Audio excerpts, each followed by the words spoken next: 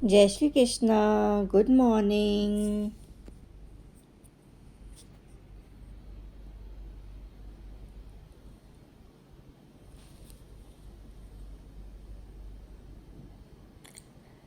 आज हम बात करेंगे कि जीवन हमारा कितना महत्वपूर्ण है।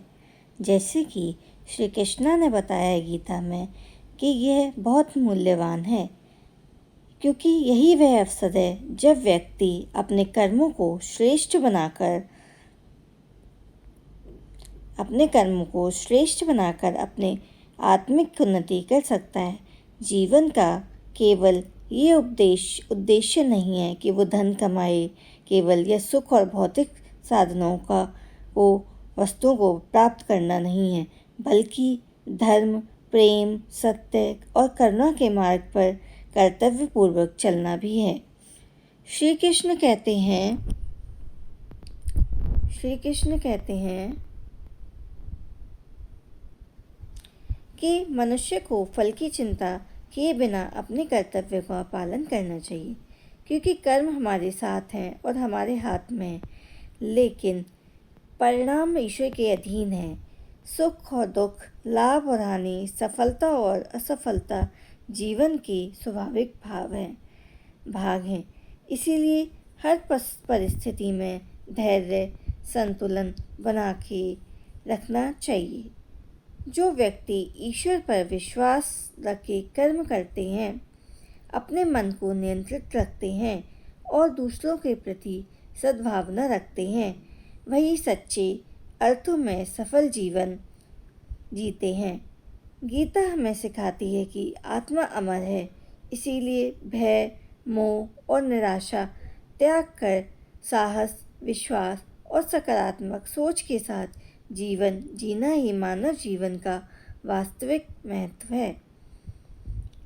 इसीलिए श्री कृष्ण कहते हैं कि जीवन के मुख्य आधार सत्य, धर्म, प्रेम और कर्तव्य हैं, और आपका उन जटिल परिस्थितियों में धैर्य रखना और मन को शांत रखना, यही आपके गुणों को प्रकट करता है। इसी से आपका जीवन सफल बनता है।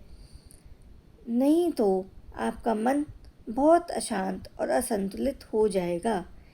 इसीलिए अपने जीवन में अच्छे कार्य करने चाहिए। जब हम अच्छे कार्य करते हैं तो हमें कोई भी चिंता नहीं होती है कि हमें कुछ बुरा मिलेगा, अच्छा मिलेगा या कुछ और बुरा मिलेगा, तो हमारा मन विचलित नहीं होता है।